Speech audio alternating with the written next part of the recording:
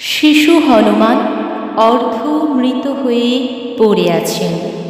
পবনদেব পুত্রের দুর্দশা দেখে ক্রুদ্ধ হয়ে নিজের গতি রোধ করে দিলেন। তারপর আহত পুত্রকে কোলে নিয়ে প্রবেশ করলেন এক গিরি গুহায়। এদিকে বাতাসের অভাবে পৃথিবীবাসীর শ্বাস রোধ হয়ে আসতে লাগল। দিকে দিকে শুধুই হাহাকার শোনা গেল, প্রাণ চাই, বাতাস চাই। প্রাণীদের দুর্দশা দেখে লোকপিতামহ ব্রহ্মা ও দেবতারা পবনদেবের কাছে উপস্থিত হলেন। পবনদেবের কোলে শায়িত আহত কাঞ্চন বর্ণের শিশু হনুমানকে দেখে ব্রহ্মার করুণা হল। তাঁর হাতের স্পর্শে হনুমান জীবন ফিরে পেলেন।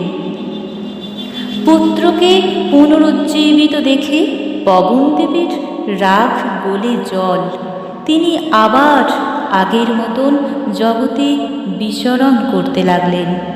পৃথিবীতে আবার শান্তি ফিরে এলো।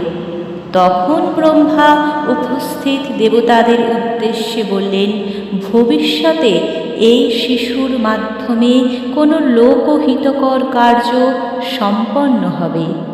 আপনারা এই শিশুকে আশীর্বাদ করুন।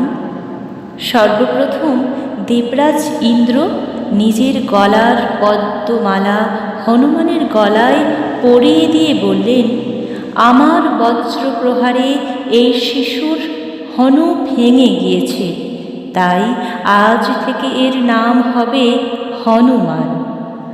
আমার বজ্রে হনুমানের আর কোনো ক্ষতি হবে না। বরুণদেব হনুমানকে বর দিলেন, অযুত শত বছরেও হনুমানের মৃত্যু হবে না।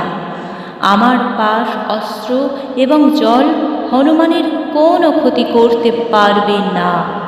মহাদেব বললেন, হনুমান আমার এবং আমার অস্ত্রের অবদ্ধ হবে। যম বর দিলেন, আমার কালদণ্ড থেকে হনুমানের কোনো ভয় নেই।